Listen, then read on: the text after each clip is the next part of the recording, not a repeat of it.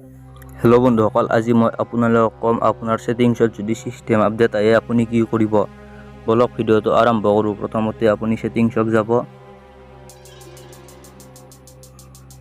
সেটিংছত গৈ system update বুলি আছে, সেই সিস্টেম আপডেটটোত ক্লিক কৰিব।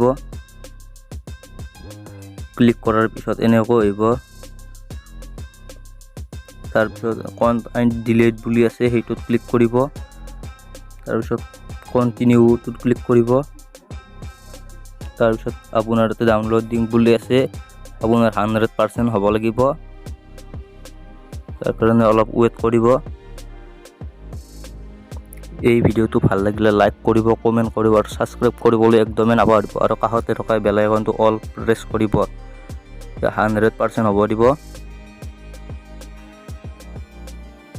মোৰ ইয়াত 99% হৈছে আৰু 1% ৱেট কৰিব।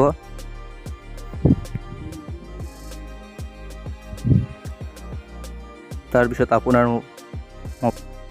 100% হোৱাৰ পিছত আপোনাৰ মোবাইলটো সুইচ অফ হ'ব। তাৰপিছত অলপ সময় সুইচ অফ হৈ থাকিব। তাৰপিছত খোলা যাব। খোলা যোৱাৰ পিছত আপোনাৰ সিস্টেম আপডেটটো হৈ যাব। তাৰপিছত সেটিংছত যাব।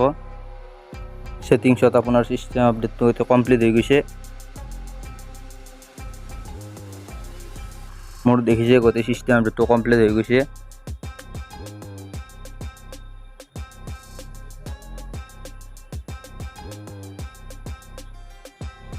সিস্টেম আপডেট আহিলে আপুনি এনেকৈ সিস্টেম আপডেট দিব পাৰিব। আজিৰ ভিডিওটো এইখিনি আছিল। যদি এই ভিডিওটো ভাল লাগিছে লাইক কৰিব, কমেন্ট কৰিব আৰু সাবস্ক্ৰাইব কৰিবলৈ একদমেই নাপাহৰিব।